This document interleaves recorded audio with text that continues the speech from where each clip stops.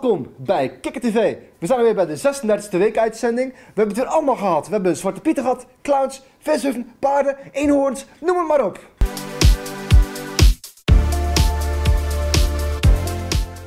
Onze nieuwe vliegende reporters kwamen met het idee om wat te doen over de eenhoorn in Oostburg. Dit is het resultaat. Hallo, wij zijn vandaag in Oostburg. Wij willen weten wat de mensen weten over de geschiedenis van de eenhoorn.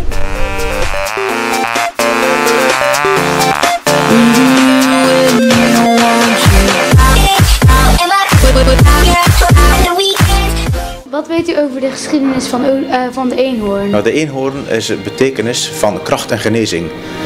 Dus de eenhoorn bestaat dan van 1713. Dus de mensen die moesten heel hard werken toen in de tijd. En toen hadden ze dus gewoon handelsreizigers of andere beroepen. Die kwamen dan terecht in de herberg. En dan konden mensen lekker eten, lekker slapen. En de andere dag waren ze weer volledig gewoon sterk en krachtig genoeg om hun werk verder te zetten. Dat is eigenlijk de betekenis van eenhoorn. Dus gewoon echt kracht en genezing.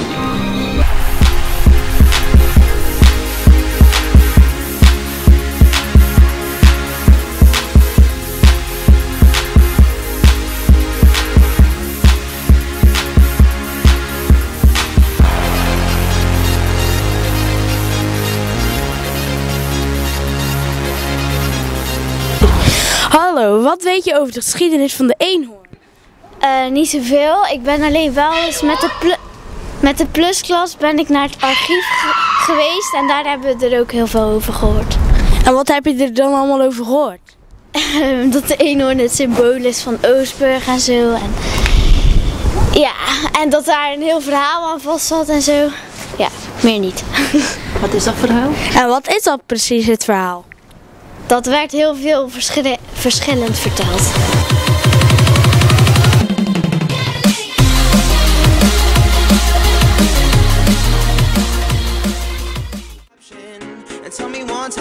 Van de geschiedenis van de eenhoorn? Ik weet er niet veel vanaf, want ik kom hier niet vandaan. Dus ik heb er wel iets over gehoord van dat het feest is, maar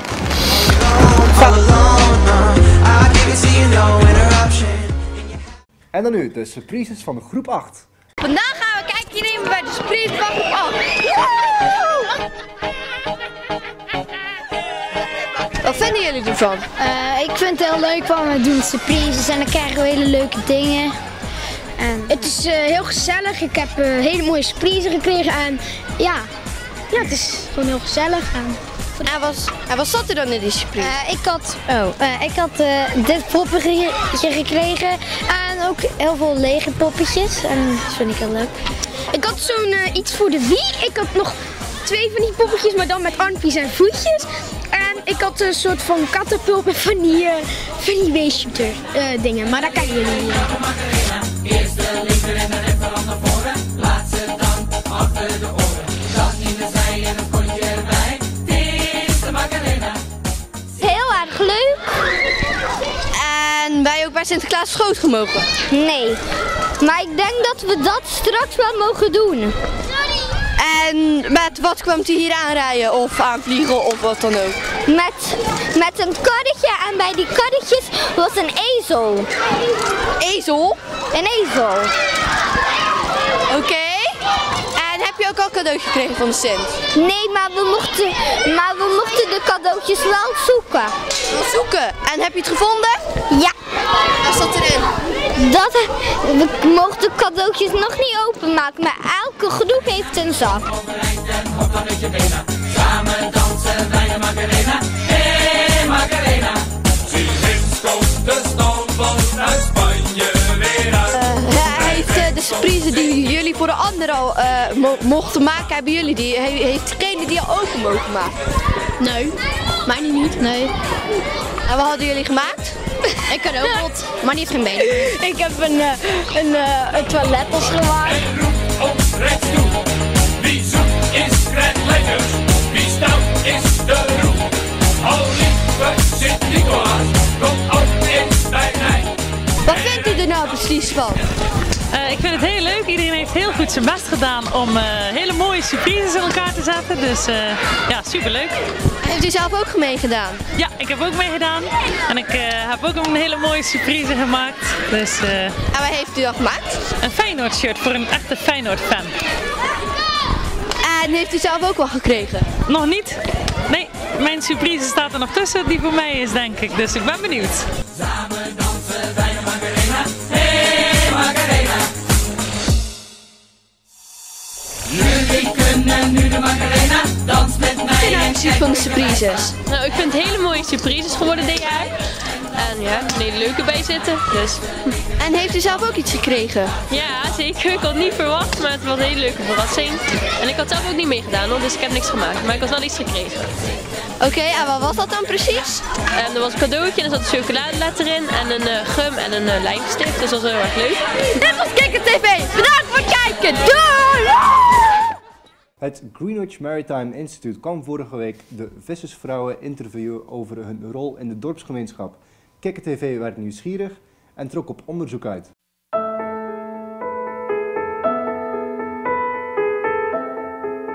Welkom bij Kikker TV. Vandaag komt project GIFS, oftewel Geography of Inshore Fishing and Sustainability, langs bij de visserswuven van Bresjes om er een praatje mee te voeren. En we gaan lekker meepraten.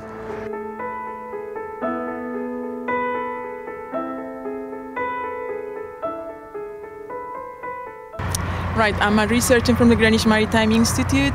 I'm researching on the role of women in social cohesion in fishing communities, basically. So we are looking for what are the factors that women contribute to, and which are the main roles of women in fishing communities and coastal communities in European towns. The industry is reducing, we can say, but women still play a role in that. So we're aiming to find out what are the contributions of these women to their social cohesion, to their social communities.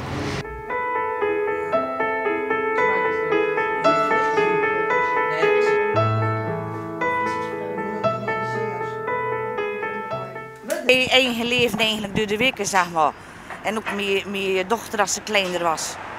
Je bouwt toch iets samen dan weer op en in het weekend ben je dan weer, is de man of vader tussen. Ja, ja. En, ja. Ze zeggen wel een keer van God die is nooit tussen, maar je kan ook zeggen van je hebt er ook geen last van. Nee, dat is zoiets ja, zoiets ja. Suzanne, Bresjes, een vissersdorp.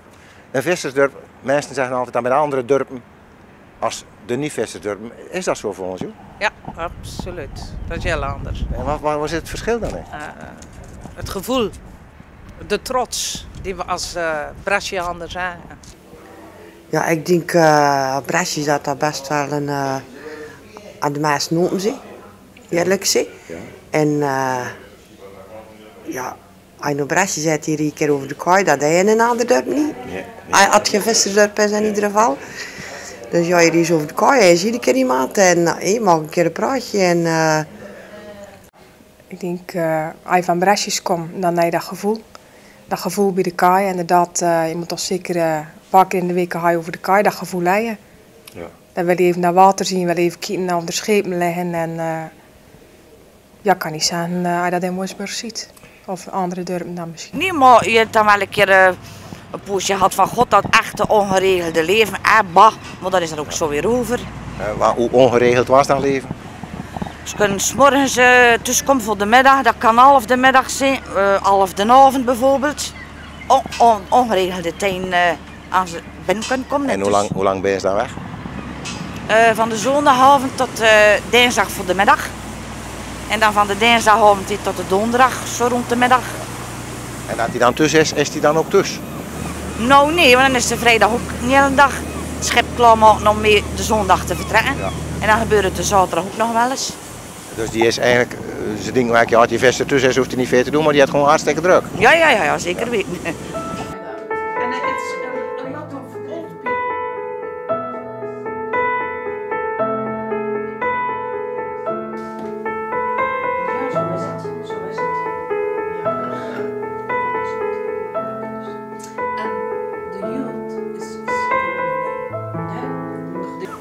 En dan is Jaap die vaart niet meer, wat doet hij nu?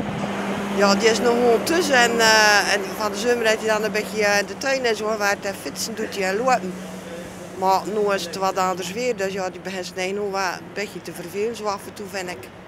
Je vindt dat hij begint te vervelen. En wat betekent dat voor jullie tussen? Want een vent over de vloer die als hij loopt te vervelen? Ja, ik vind dat de ene keer gaat dat beter dan de andere keer. Dan hij wil eigenlijk ook nog wel een beetje bezig zijn en werk of zo, maar ja, en dan voel ik me eigen weer een beetje bekneld, maar dan gaat dat ook weer wel over, dan moet je echt aan wennen. Dat is toch zo, ja, ik hoor ook maar vooral, maar staan Brescia anders meer voor elkaar als andere mensen, of weet je dat eigenlijk zo? Ja, dat denk ik wel, ja. Ik denk dat die inderdaad allemaal wel voor elkaar staan. Dat is niet als je groepering hebt of zo, die of een per se samen iets opricht, maar dat als er wat is, dan, ja, dan kom je er wel achter of er inderdaad voor elkaar staat en wie niet. En ik denk dat dat hier wel heel erg speelt ook. Heb je dat ook zo ervaren, Atti, dat je zegt van ja, die Brescianers die komt toch even voor elkaar op? Ja. Ja? Ja.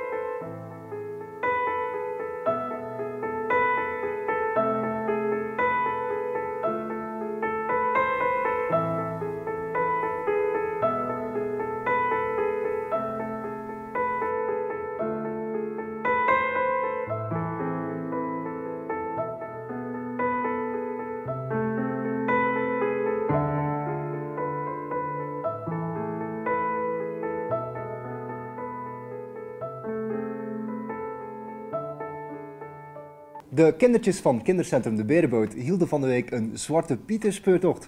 En wij gingen ze natuurlijk volgen om te kijken hoe het er allemaal aan toe gaat.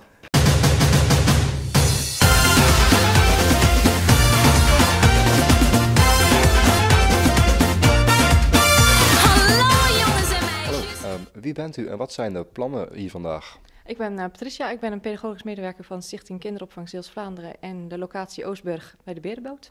En wij zijn van plan om een speurtocht met de kinderen te houden voor de 5 december, voor Sinterklaas. Zodat de kinderen PUK, dat is een VVE-project binnen onze stichting, en voor de taalontwikkeling, en die moeten ze gaan zoeken. Dus dat is een lange rit, maar wel heel gezellig. Dus het is de eerste keer dat we het doen. Dus we gaan kijken hoe het bevalt bij de kinderen. Dus Wat is de leeftijd van de gemiddelde kinderen die hier aan meedoen? we hebben een groep van 0 tot 4. En eigenlijk doen we nu met 2 groepen van gemengd van 0 tot 4. Dus het loopt eigenlijk door alles door elkaar heen. Dus.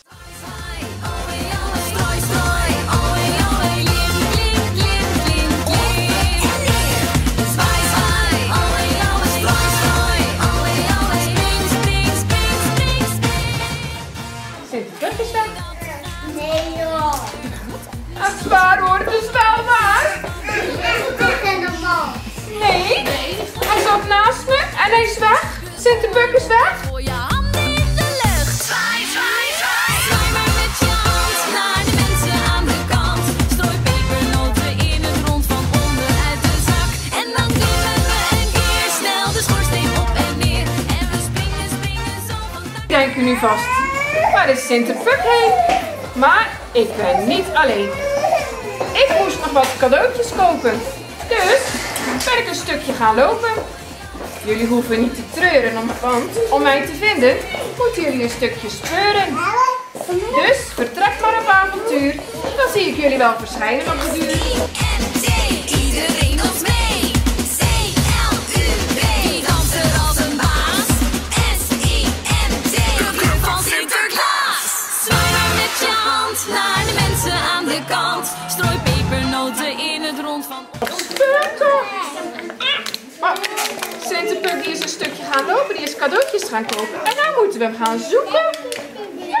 Ja, cadeautjes voor in de zak. Kijk, de zak is nog helemaal leeg. Zie je dat? Er zit niks in. Sinterklaas is cadeautjes gaan kopen en dan moeten we hem gaan zoeken.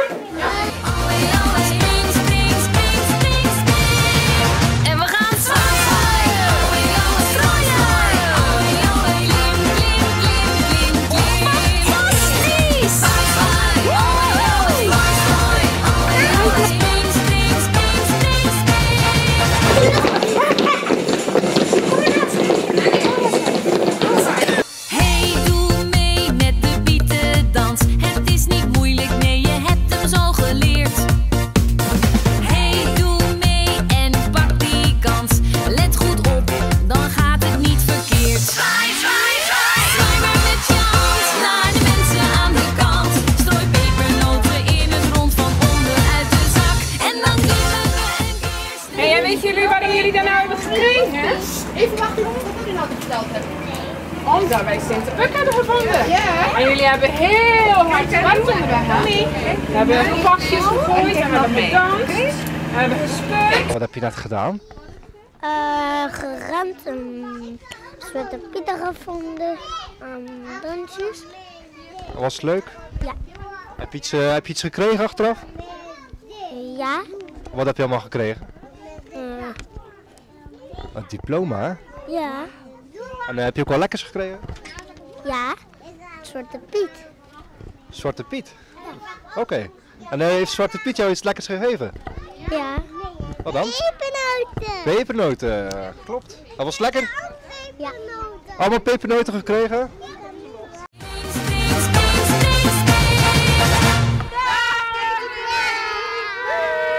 Onze Kikker TV Kids Reporter is met de Kidscam naar de paardenmanege Hypo Door geweest.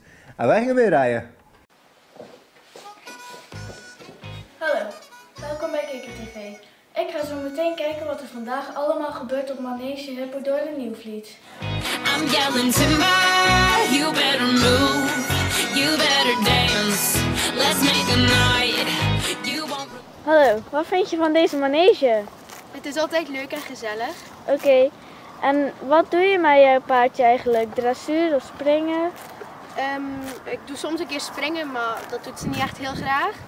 En ik rij gewoon een beetje voor mezelf. Oké. The bigger they are, the harder they fall. These biggity boys are diggity dog. I have them like Miley Cyrus, clothes off, twerking in their bras and thongs. Face down. Hallo, wat vind je van deze manege? Leuk. Oké, en doe je hier het liefst de dressuur of spring je het liefst? Springen. En wat is je lievelingspony? Lady en Nikita. En waarom? Ze lief zijn. Oké, dankjewel.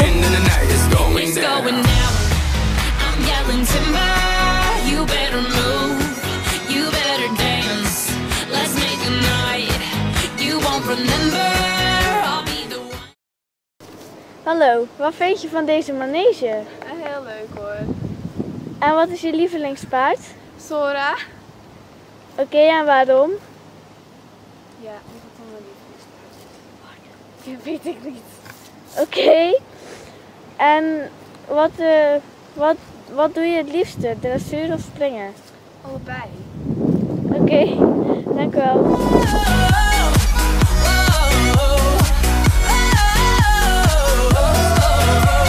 Look up in the sky, it's a bird, it's a plane. Nah, it's just me and the damn thing changed. Live in hotels, swing on planes. Blessed to say, money ain't a thing. Club jumping like LeBron now. Bowling, order me another round. Homie, we about to clown.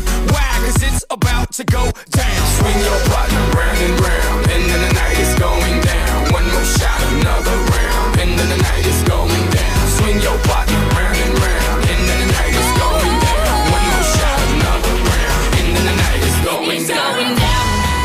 I'm yelling timber, you better move, you better dance, let's make a night. En dan nu een korte impressie van het Ulahat buurtreders evenement in de Rode Leeuw in Aardenburg.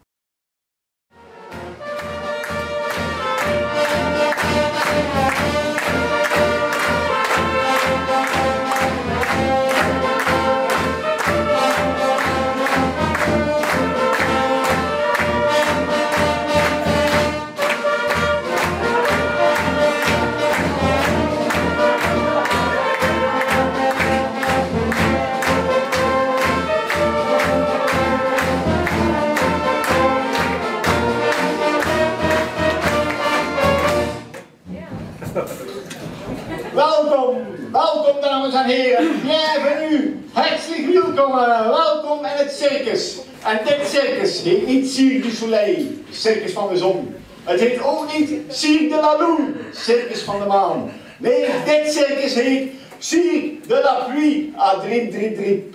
En dat betekent circus van de regen en de druk. Maar toen kwam ik hier aan en toen zag ik dat ik toch weer de mooie leeuw genoemd had. Het is crisis, beste mensen. Crisis in het circus, crisis in de economie, crisis in Aardenburg. Het is zelfs crisis in mijn relatie. Ja, maar het gaat niet goed. We hebben nog geen jaar samen en mijn vriendinnen nu al met de boek vol van me.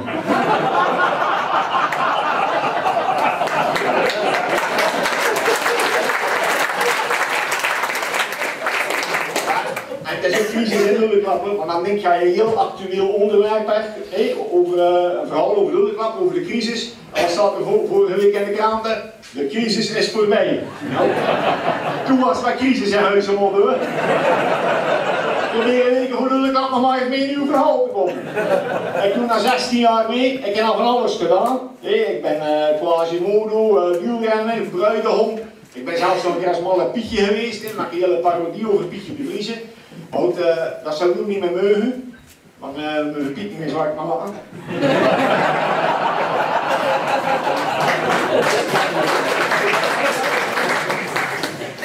Ja, ik ben de crisisclown en dat zie je ook al aan me. Mijn outfit en mijn jaar geen cent gekost. Die jas die is aan 50 jaar nog alles meegehaald. Die boerenkiel is nog ouder. Die prukken die heb ik nog een keer gebruikt als kapitein Rooibos. Kortom, ik loop op Biesman en krijg ik altijd Biesman. Ik ben eigenlijk een soort kliniekclown. Weet je, als je die clowns die komen in het ziekenhuis langs om je weg op te vrolijken. En ik kom langs als je in de crisis zit. Als je heel diep in de put zit, bel me maar. Ik help je graag nog iets dieper de put.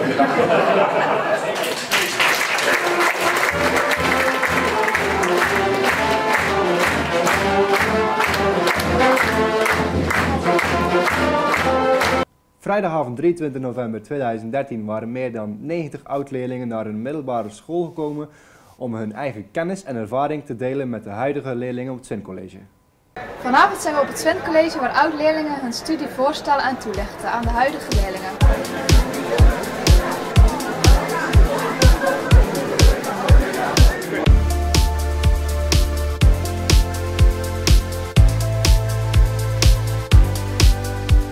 Waarom wordt deze avond georganiseerd? Het is een aanvulling op de informatie die ze krijgen bij open dagen. Oud-leerlingen komen vertellen hoe de opleiding nou echt in elkaar zit. Dat zijn de deskundigen bij uitstek.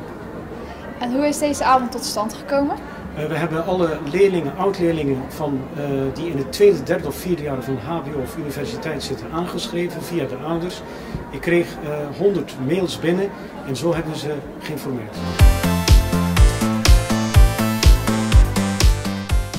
Opleiding bouwkunde, dat houdt in architectuur, constructie en uitvoering. Ik zit nu in het tweede jaar en ik loop nu op dit moment stage. En waarom moeten leerlingen voor deze studie kiezen? Ik vind het een heel leuke studie. Het is een hele brede opleiding. Je kunt verschillende richtingen op. En het is veelzijdig. Is het Twent College een goede voorbereiding op deze studie? Zeker een goede voorbereiding. Ik heb nog veel geleerd. Veel dingen komen ook terug en ik heb ook goed leren plannen wat van groot van belang is deze studie. Welke studie leg jij toe op deze avond? Ik leg de studie militaire bedrijfswetenschappen toe. Ik zit nu bij de geneeskundige dienst bij de landmacht. En om officier daar te worden bij een lang model moet je deze studie volgen. En wat houdt deze studie dan precies in?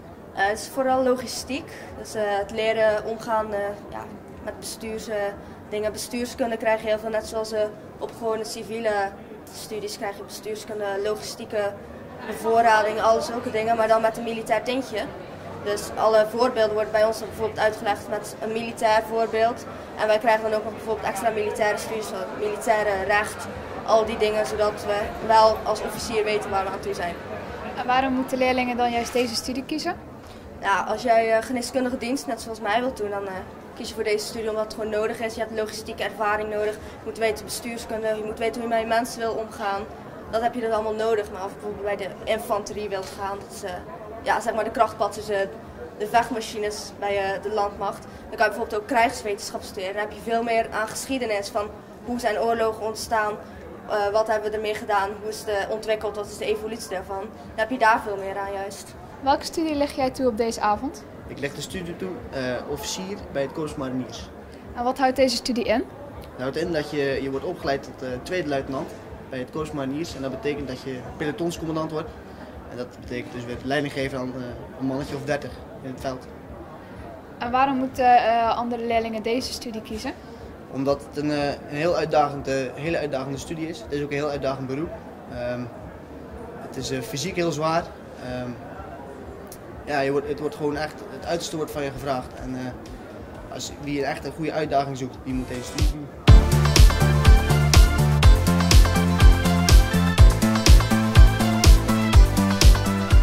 De hoeveelste keer is het nou dat de avond wordt georganiseerd? Het is de 12e keer dat we het organiseren. De belangstelling is steeds meer toegenomen. En dus elke oud-leerlingavond komen er zo'n 100 oud-leerlingen. En wie heeft er nou eigenlijk allemaal baat bij zo'n avond? Nou ja, de leerlingen van nu die krijgen precies de exacte informatie hoe een vervolgopleiding in elkaar zit. Wat er goed aan is, maar ook wat er minder aan is. En voor de oud-leerlingen zelf dan? Voor de oud-leerlingen is het een fantastische avond, want ze kunnen hun deskundigheid niet alleen kwijt, maar het is ook een soort reunie. Ze zien elkaar, sommigen hebben elkaar 1 of 2 jaar niet meer gezien en vanavond zien ze allemaal weer.